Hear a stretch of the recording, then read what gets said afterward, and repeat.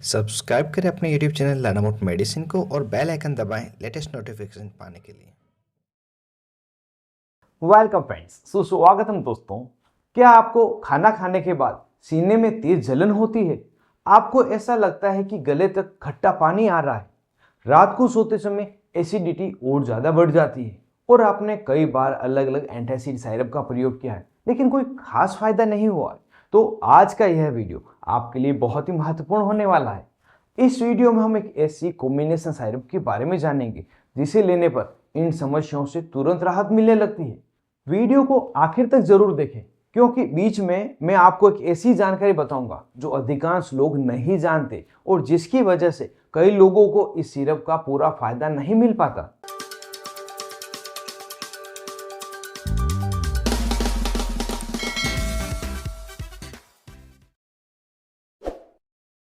नमस्कार दोस्तों, मैं हूं मोहित और आप देख रहे हैं लर्न अबाउट मेडिसिन। आज हम बात करेंगे एक बहुत ही कॉमन और फ्रीक्वेंटली प्रिस्क्राइब कॉम्बिनेशन सिरप की, जो है sodium alginate, sodium bicarbonate, calcium carbonate combination की सिरप। इंडिया में यह कॉम्बिनेशन कई अलग अलग ब्रांड नेम से अवेलेबल है, जिसे आप स्क्रीन पे देख पा रहे हैं, और यह दवा इन नाम के अलावा किसी अन्य नाम से भी आपको मिल सकती है। यह दवा डॉक्टर खासकर एसिडिटी, हार्ट बर्न और एसिड रिफ्लक्स जैसी समस्याओं में प्रेस्क्राइब करते हैं। बहुत से लोग इसे केवल एंटासिड सिरप समझते हैं, लेकिन वास्तव में इसका काम सामान्य एंटासिड से थोड़ा अलग होता है। यही कारण है कि कई बार डॉक्टर साधारण एंटासिड की जगह इस कॉम्बिनेशन को चुनते हैं। तो सबसे पहले समझते हैं कि इस सिरप में मौजूद ये तीनों ही इंग्रेडिएंट क्या है, इनका काम क्या है। पहला कंपोनेंट है सोडियम एलिगिनेट। यह एक नेचुरल सब्सटेंस है जो ब्राउन सीवीड यानी समुद्री सेवा से प्राप्त किया जाता है। जब आप इस सिरप को पीते हैं तो यह सब्सटेंस आपके स्टोमक के एसिड के कांटेक्ट में आता है और थिक लेयर बनाना शुरू कर देता है। कुछ ही मिनट में यह जेल एक प्रोटेक्टिव लेयर या फोम द्वारा एक राफ्ट बना देती है, इसलिए इसे कई बार राफ्ट फॉर्मिंग एजेंट भी कहा जाता है। अब सोचिए, अगर स्टोमक के ऊपर एक प्रोटेक्टिव लेयर बन जाए तो एसिड ऊपर फूड पाइप में कैसे जाएगा? और यही सोडियम एलिगिनेट का सबसे बड़ा फायदा है। यह एसिड को ऊपर चढ़ने से रोकता है, यानी यह केवल एसिड को न्यूट्रलाइज नहीं करता बल्कि एसिड रिफ्लक्स को भी कम करने में मदद करता है। अब बात करते हैं दूसरे इंग्रेडिएंट की, सोडियम बाइकार्बोनेट। यह एक फास्ट एक्टिंग एंटासिड है। यह एक्स्ट्रा एसिड को न्यूट्रलाइज करता है, जिससे कुछ ही मिनट में मरीज को राहत मिलने लगती है। इसी रिएक्शन के दौरान कार्बन डाइऑक्साइड गैस बनती है और यही गैस बाद में सोडियम एलिगिनेट द्वारा बनाई गई जो जेल की लेयर है उसको स्टोमक के मुंह के ऊपर तैरने में मदद करती है। यानी सोडियम बाइकार्बोनेट सिर्फ एसिड को न्यूट्रलाइज नहीं करता बल्कि प्रोटेक्टिव राफ्ट बनाने में भी महत्वपूर्ण भूमिका निभाता है। अब आते हैं तीसरे इंग्रेडिएंट पर, कैल्शियम कार्बोनेट। यह भी एक प्रभावी एंटासिड है। इसका मुख्य काम है स्टोमक में मौजूद एक्स्ट्रा एसिड को न्यूट्रलाइज करना। कैल्शियम कार्बोनेट की वजह से एसिड लंबे समय तक नियंत्रित रहने में मदद मिलती है। यानी इस कॉम्बिनेशन में सोडियम बाइकार्बोनेट जल्दी राहत देता है, कैल्शियम कार्बोनेट राहत को बनाए रखता है और सोडियम एलिगिनेट एसिड को ऊपर आने से रोकता है। तीनों ही इंग्रेडिएंट मिलकर अलग अलग तरीके से काम करते हैं। इसी वजह से यह कॉम्बिनेशन सामान्य एंटासिड से अधिक प्रभावी माना जाता है, खासकर एसिड रिफ्लक्स और हार्ट बर्न वाले मरीजों में। अब जानते हैं यह कॉम्बिनेशन वास्तव में काम कैसे करता है। अब इन तीनों कंपोनेंट को एक साथ जोड़कर समझते हैं। मान लीजिए आपने खाना खाया, खाना स्टोमक में पहुंच गया। अब स्टोमक एसिड बनाना शुरू करता है। अगर एसिड अधिक बनने लगे या ऊपर फूड पाइप की तरफ आने लगे तो सबसे पहले हार्ट बर्न शुरू होता है। अब आपने सिरप ले लिया।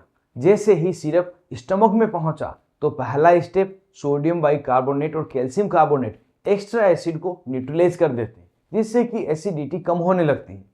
दूसरे स्टेप में सोडियम बाइकार्बोनेट की रिएक्शन से कार्बन डाइऑक्साइड गैस बनती है। तीसरे स्टेप में सोडियम एलिगिनेट उस गैस की मदद से स्टोमक के ऊपर एक थिक जेल की फोम यानी प्रोटेक्टिव राफ्ट बना देती है। चौथे स्टेप में जब भी एसिड ऊपर आने की कोशिश करता है तो सबसे पहले यही राफ्ट ऊपर आ जाती है और जिससे कि एसिड फूड पाइप में यानी ईसोफेगस में नहीं पहुंच पाता, यानी एसिड नीचे ही रह जाता है और व्यक्ति को हार्ट बर्न में काफी ज्यादा राहत मिलती है। यही कारण है कि यह सिरप केवल एसिड को कम नहीं करता बल्कि एसिड रिफ्लक्स को भी कंट्रोल करने में मदद करता है। यही इसकी सबसे बड़ी विशेषता है और यही कारण है कि GERD के मरीजों में डॉक्टर इस कॉम्बिनेशन को अक्सर प्रायोरिटी देते हैं। अब जानते हैं कि इस सिरप का इस्तेमाल किन किन बीमारियों में किया जाता है।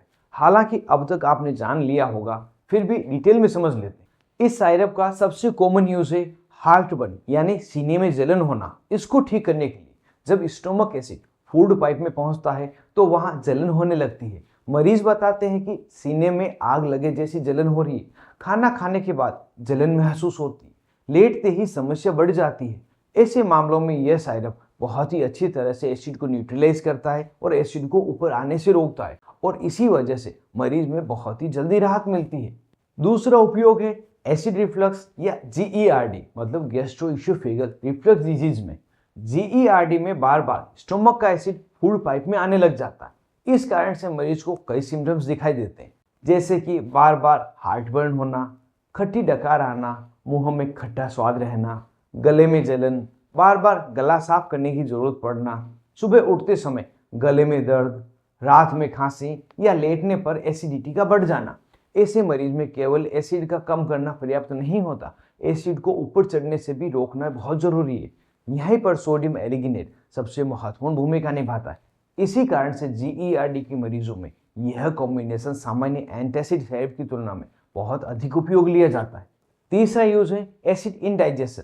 कई लोगों में भारी खाना खाने के बाद पेट में भारीपन, जलन, अजीब सी बेचैनी या खट्टी डकारें आने लगती है। इसे एसिड इंडाइजेशन या एसिड डिस्पेप्सिया कहा जाता है। ऐसी स्थिति में यह सिरप अतिरिक्त एसिड को न्यूट्रलाइज करके राहत देने में मदद कर सकता है। लेकिन अगर यह समस्या बार बार हो रही हो तो केवल सिरप पर निर्भर रहने की बजाय डॉक्टर से मिलना सही डिसीजन रहेगा। Last but not the least, meal मतलब खाना खाने के बाद होने वाले एसिडिटी में। कुछ लोगों में खाना खाने के बाद बहुत ज़्यादा एसिडिटी होती है, विशेषकर जब वे बहुत ज़्यादा मसालेदार भोजन करते हैं, तला हुआ खाना खाते हैं, फास्ट फूड, चाय, कॉफ़ी या ओवर ईटिंग के बाद में ऐसी स्थिति होती है तो उस समय यह सिरप एसिड को न्यूट्रलाइज करने में काफ़ी ज़्यादा मदद करती है। अब बात करते हैं सबसे महत्वपूर्ण हिस्से की, इस सिरप को लेने का सही तरीका क्या है। अगर सही समय पर नहीं लिया जाए तो इस सिरप का असर काफ़ी कम हो सकता है। आमतौर पर डॉक्टर मरीज में इसे खाना खाने के बाद लेने की सलाह देते हैं। कई मरीजों में इसे दिन में 2 से 4 बार तक भी दिया जाता है, और यदि ज़रूरत हो तो सोने से पहले लेने की सलाह भी दी जाती है। ऐसा इसलिए क्योंकि खाना खाने के बाद एसिड बनने की संभावना ज़्यादा बढ़ जाती है, और रात में लेटने पर एसिड रिफ्लक्स की संभावना भी बढ़ जाती है। याद रखिए, हर मरीज की डोज अलग अलग होती है, इसलिए हमेशा डोज डॉक्टर के द्वारा बताई गई मात्रा और ड्यूरेशन में ही लें। यहाँ पर एक बात और ध्यान रखें, इस सिरप को लेने से पहले बोतल को अच्छी तरह से हिलाएं। अब बात करते हैं उन गलतियों की जो बहुत से लोग रोज कर देते हैं। पहली गलती, बिना डॉक्टर के सलाह महीनों तक इस सिरप को लगातार पीते रहना। अगर बार बार एसिडिटी हो रही है तो कारण का पता लगाना बहुत जरूरी है। दूसरी गलती, केवल सिरप पर निर्भर रहना लेकिन खाने पीने की आदतों में बिल्कुल बदलाव ना करना। अगर आप रोज ओवर ईटिंग करेंगे, बहुत ज़्यादा मसालेदार भोजन करेंगे या खाना खाते ही लेट जाएंगे तो मेडिसिन का असर भी लिमिटेड हो जाता है। तीसरी गलती, बोतल को बिना सेक की मेडिसिन को पी लेना, और यह सबसे बड़ी गलती और सामान्य गलती है। चौथी गलती, डॉक्टर द्वारा बताई गई डोज से ज़्यादा ले लेना। ज़्यादा मेडिसिन लेने का मतलब यह नहीं कि ज़्यादा फायदा होता है, इससे साइड इफेक्ट का खतरा भी बढ़ सकता है। तो अब आपने समझ लिया यह सिरप किन किन कंडीशन में उपयोग की जाती है, किस मरीज में सबसे ज़्यादा फायदा हो सकता है, इसे सही तरीके से तथा कितने समय के लिए लेना चाहिए, इसे सही तरीके से कैसे लेना चाहिए। लेकिन अभी सबसे महत्वपूर्ण हिस्सा बाकी है, वह है साइड इफ़ेक्ट्स। अब बात कर लेते हैं इसे साइड इफ़ेक्ट्स के बारे में। जो कॉमन साइड इफ़ेक्ट्स है उसमें पेट फूलना, गैस बनना, डकार आना, हल्की मतली होना मतलब उल्टी जैसा लगना, नोजिया होना, पेट में भारीपन रहना, कॉन्स्टिपेशन हो सकता है, कुछ लोगों में हल्की दस्त की शिकायत होगी, मुंह में चोक जैसा स्वाद महसूस होना। अधिकतर मामलों में ये लक्षण हल्के होते हैं और कुछ समय बाद खुद ही ठीक हो जाते हैं, लेकिन अगर ये लगातार बने रहें तो डॉक्टर से जरूर संपर्क करें। कुछ सीरियस साइड इफेक्ट्स को भी यहाँ पे जान लेते हैं। वैसे तो इस सिरप के ज़्यादा सीरियस साइड इफेक्ट नहीं देखे गए, फिर भी अगर दवा लेने के बाद पूरे शरीर में लाल लाल चकत्ते बन जाएं, खुजली होने लगे, एलर्जी के सिम्टम्स हो, चेहरे, होठ, जीभ पर सूजन आ जाए, श्वास लेने में समस्या हो, तो तुरंत ही दवा बंद करके अपने डॉक्टर से संपर्क करें। अब बात करते हैं उन स्थितियों की जिसमें मेडिसिन लेने के पहले विशेष सावधानी जरूरी है। उसमें यदि कोई इस मेडिसिन से एलर्जिक हो, सीवियर किडनी डिजीज वाले मरीज, हाइपरकैल्सीमिया मतलब जिसके शरीर में कैल्शियम का स्तर बढ़ा हुआ हो, किडनी डिजीज वाले मरीज, किडनी स्टोन वाले मरीज, लो सोडियम डाइट मतलब जिस मरीज को सोडियम कम लेने के लिए कहा गया हो, इन सब में यह दवा बहुत सावधानी पूर्वक डॉक्टर द्वारा डिसाइड करके दी जाती है। इस कारण से इस दवा का प्रयोग किसी को देखकर ना करें। तो दोस्तों, आज आपने विस्तार से समझा सोडियम एलिगिनेट, सोडियम बाइकार्बोनेट और कैल्शियम कार्बोनेट कॉम्बिनेशन साइरप के बारे में। याद रखिए, एसिडिटी का इलाज केवल साइरप नहीं है, सही खान पान, हेल्थी लाइफस्टाइल, समय पर भोजन और डॉक्टर की सलाह का पालन करना भी उतना ही जरूरी है। अगर आपको बार बार एसिडिटी हो रही है तो सिर्फ मेडिसिन बदलने की बजाय यह जानना जरूरी है कि उसका कारण क्या है।